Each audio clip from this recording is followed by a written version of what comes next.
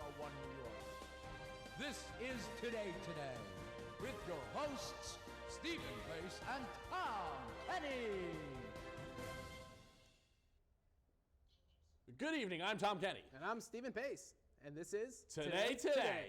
Let's get right to the news. Indiana Mayor and Democratic presidential hopeful Pete Buttigieg has announced his campaign and raised $7 million in the last 3 months. But unfortunately, he's just going to use that money to buy more vowels. Authorities in Mexico have caught a man allegedly attempting to rob a bank last week by knocking down a wall with a front-end loader and jackhammer, chaining the safe to the tractor and trying to drag it away. Police became suspicious when they saw someone knocking down the wall of a bank with a front-end loader and jackhammer, chaining the safe to a tractor, and then trying to drag it away. A new alarm clock app has launched that wakes users up with unconventional sounds like shattering glass, gunshots, and women screaming. Unfortunately, everyone in New York has already learned to sleep through it. The owner of a pet sitting operation had his van stolen, with 16 dogs still inside, starring Kevin James. Police in Canada will soon start making people caught drinking and driving listen to Nickelback. So let this be a lesson to all you drunk drivers out there. Make sure the crash kills you. AOL has announced that their long-running instant messenger service, AIM, will shut down for good in December. AOL's announcement said simply, goodbye. The world's heaviest woman died this week. The world's heaviest woman was best known for her catchphrase, "Stop calling me that." O.J. Simpson was recently released from prison. For his first meal after being released from prison, he had 2 double quarter-pounder meals from McDonald's, which explains the new slogan for Burger King, O.J. eats at McDonald's. LG has introduced a new smartphone that reportedly emits ultrasonic waves, which says it will keep mosquitoes away. From your new brain tumor. The Ken doll turned 40 this week. He celebrated quietly with Stretch Armstrong in Key West. In health news, results of a recent study suggests that married men are healthier and live longer than men who are unmarried. And in celebrity news, happy birthday to Larry King, who turns 400 this week. And now this. Now, no one does local news beat poetry quite like NBC4 Washington's Pat Collins. 5 burglaries here in 6 days. 2 on this street. 2 on that street. 1 on a street down around the corner. Glass doors broken, valuables taken, credit cards, jewelry, cash. When Verizon ships some cell phones to some stores in our area, they ship the phones, but the phones never arrive. Cops want this guy really bad. You see, he's been using CVS stores as his own personal ATM. Down power lines, down trees, no way out of here. Timber, yikes. Motorcycle. She had a lot of money. She had a passport, and she had one of these. Some of the phones had been activated. Some of the phones were in use. Something fishy here. They seemed like they knew what they were doing until they left and had that Kodak moment.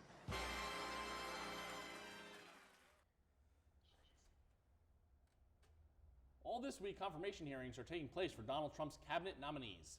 Here to quickly sort them out with a segment called First Impressions is Kyle Dowd. Donald Trump has made about 20 different picks for his cabinet, and Democrats don't like any of them. You knew we were in trouble when every liberal in America was like, come on, Mitt Romney. Look, I don't know anything about politics really, but I am a pretty, good judge of people based on my first impressions. So here we go for Attorney General. Trump picked Alabama Senator Jeff Sessions, a man who looks like Dobby from Harry Potter, wished he was a real boy. Next up, we have Canal Street John Oliver here, Steve Mnuchin, a Goldman Sachs guy. A long time ago, he was like, if I have $1 million, girls will talk to me. And now he's like, maybe $1 trillion. Next is Trump's nominee for Housing and Urban Development, Ben Carson. Trump thinks Carson should be in charge of housing because he lived in the projects as a child? Really? If you're an expert on wherever you were born, does that mean I could be a secretary of the Honda Civic? Moving right along, we have Secretary of Commerce. The pick is Wilbur Ross. Wilbur Ross. I heard this guy's a billionaire investor, but I'm pretty sure I've seen him sitting on Jeff Dunham's lap. Meanwhile, Trump's pick for Secretary of Labor is a guy named Andrew Puzder. If you ever wondered what Michael Fassbender would look like if he played Lex Luthor, wonder no more. Puzder is the CEO of Hardee's, and now he's going to be in charge of every worker in America. You know how I know it's a bad idea? Because this is the first time I've heard the word Hardee's in 15 years. First impressions, everybody. And now this. And now, footage of happy people doing happy things to distract you from horrifying drug side effects. Your skin to temporarily turn yellow or orange. Enlarged or painful breasts, problems breathing while sleeping, and blood clots in the legs. Blood clots that can lead to death have also occurred. Extreme fatigue, constipation, excessive thirst or urine, swollen ankles, loss of appetite, rash, itching, headache, confusion, hallucination. Infections, tiredness, nausea, sore mouth, abnormalities in liver blood tests, diarrhea, hair thinning or loss, vomiting, rash, and loss of appetite. Alice calls it her new normal.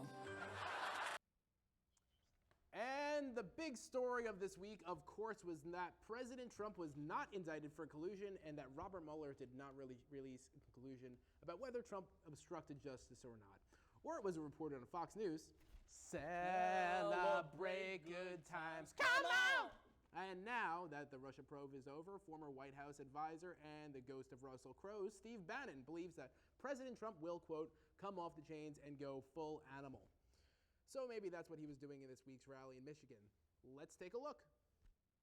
The collusion delusion is over.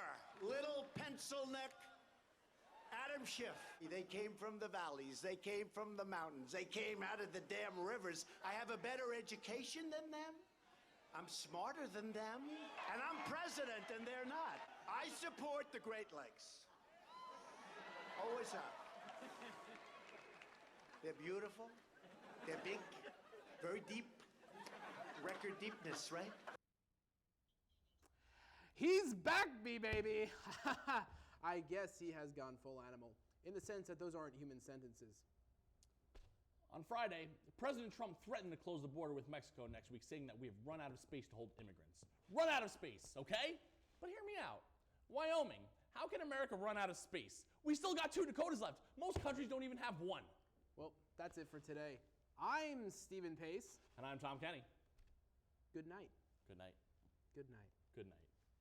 We'll see you next week.